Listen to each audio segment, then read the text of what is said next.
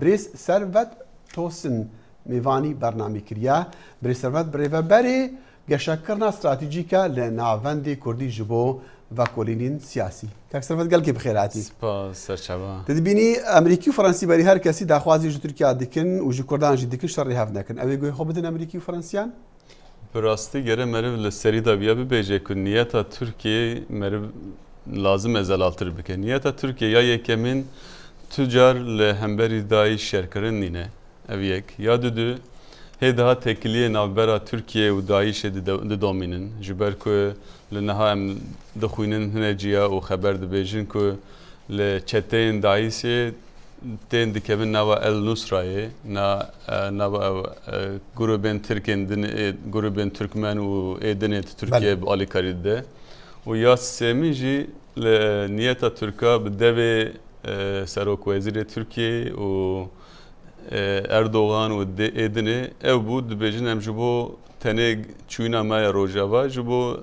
Kurda qet bikin Kurda civan bigrin naha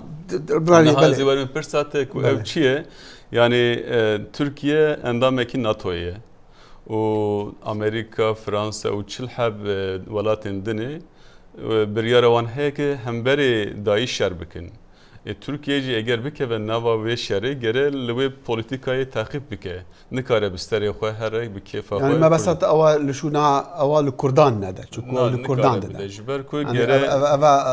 بقشتي هف بندين ديجي داعش وين هذيك باش انت بحثي داخليا سلك وزير تركيا هذيك او دي بيجا عم الوربن حياكو تدور معي حطاكو قفات تدوري معي او يا باكيجي هزين باراسنا قال جي وكا رخص يكتيروسي دا ناس كرن يعني افا معناه دا كو تركيا نفي دركفن حتى اگر داعش نما جسوري هذا داعش اور يبقى تشوا يعني اگر داعش الورنما تركيا بخوفكش يعني ما بس طبعا او كو دور دا بمينن براستی yani gere meriv binere ku tekiliye Türkiye و روسيا و ایران و سوریه و گاوه لپشتی 15 تموز ترکیه tekiliye خو روسیای و دانین و نها نجات پرست ترک و اردوغان نوانا هفدو tekili çekirin و niyet وان اوه اسد را هبالتی دیسا دست بکن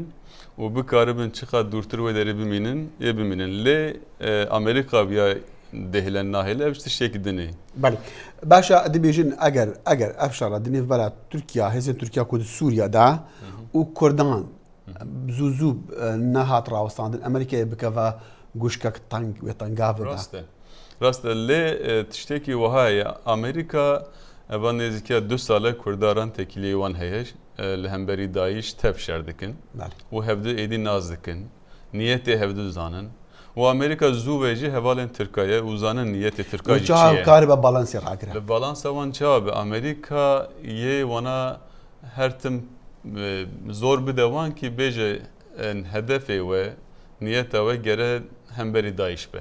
niyetin dini en kabul nakin eğer YPG kebe yani Kurder kebe niyeta xwe derbayı Amerika'yı beje bisekinin Türkiye her ser Kurdan yebejin bisekinin ve denge çebik ez baverdi. Bale. Kaki servet bisiramna davi ama galak xalak baverdi ka pişti af peşati nubu nuda di seradana Erdoğan bu Rusya و نزيك بونا ودقال إيران ومثلا كونها كاتن جراب السوانا لدانا كردا وصادبين كو أمريكي بشكي هتا راديكي بشتا خود دن كردا يعني تبيجي أفدما هي بشتفانيا أمريكا بج كردان را نه از باور نکم جبر که وکی میگن امریکا ایدی نیتان دخوینه یعنی زانه ایدی کرد نیتی وان نه وکی ترکان بخاینتی آنجیان به نیتی که به جدایه و امریکا ایدی هزین کردا جهنک عجبان نهری جکا دکارن شر بکن دکارن مرف تکیلیه خلوان داینن نه و نخواسته کردا جون دا بکه از باور نکم لپشته خود راست زیانه شر گلکن یعنی کشتن گله کنه کشتن آنها گوری مخوندیه ام دبیزن به زدهی سیویل تینه کشتن نه شروان که سرفت گلک سپاس خوش سپاس بندریتا